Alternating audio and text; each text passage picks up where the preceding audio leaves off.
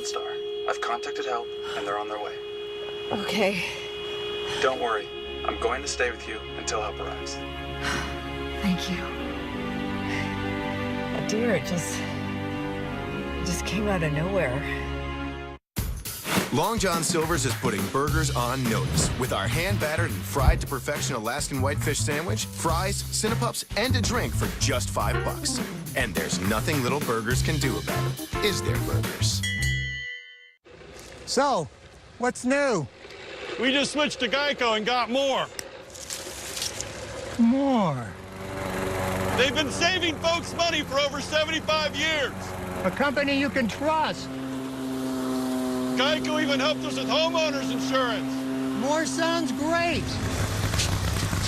Gotta love more! Right, honey? Geico. Expect great savings and a whole lot more.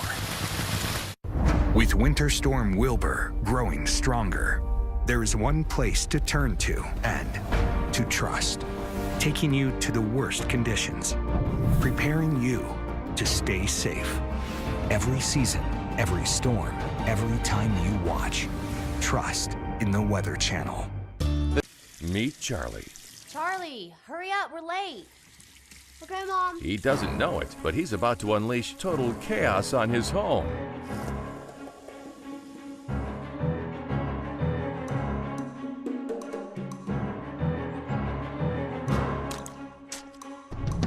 Sometimes life gets messy. When it does, you need experts by your side. Call the water, mold, and fire professionals at 1-800-WATER-DAMAGE, restoring what matters most. At Boys and Girls Clubs, it's not just about trying new things. Tanya, come here. Learning the right steps. 2, 3, 4. Or making contact.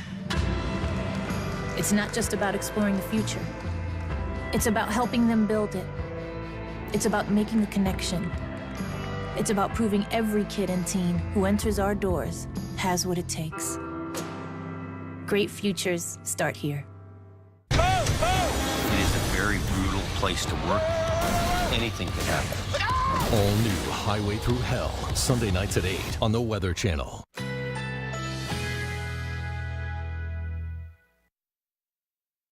Currently in our area, 42 degrees under cloudy skies.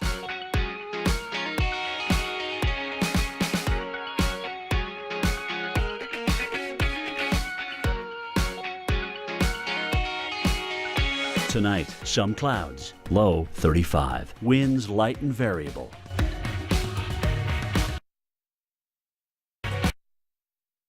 Tuesday, rain developing during the afternoon. High 41. Rainfall near 1/4 inch.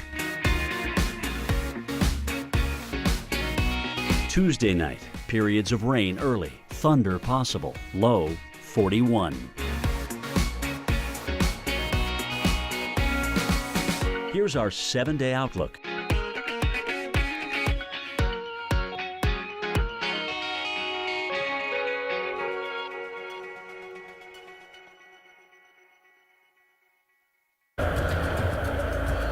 A severe weather threat tomorrow for areas like Memphis and Paducah, Kentucky. Torcon of 4 for parts of Ohio, including Cincinnati, 3 for parts of western Kentucky and southern Illinois, as well as for western Tennessee. So that means you have collectively a 30 to 40% chance of seeing severe weather or a tornado within 50 miles. So you're looking at that threat right now. On the right-hand side, you're looking at a couple of spots that we mentioned, Cincinnati and Paducah, where both spots look very calm. I mean, overall, quiet. But that will not be the case through tomorrow. And more on the severe threat will be coming up at 30 past the hour. But we have a different threat to talk about with Chris.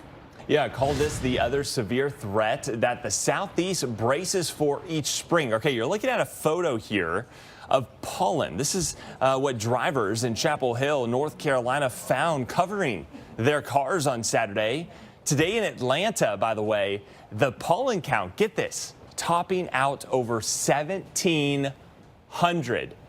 unbelievable. And again, this is a way of life here across the South, especially as the trees all start to bloom and really spread out their foliage. It's a beautiful time of year, but for the allergy sufferers, it really can be a discouraging time spending time outdoors. Here's the deal. Atlanta, along with several cities, including Kansas City and Washington, D.C., all seeing those high counts of tree pollen specifically. It's tree pollen that's really going to be getting you, and that's that yellow pollen that comes from a lot of the pines across much of the South.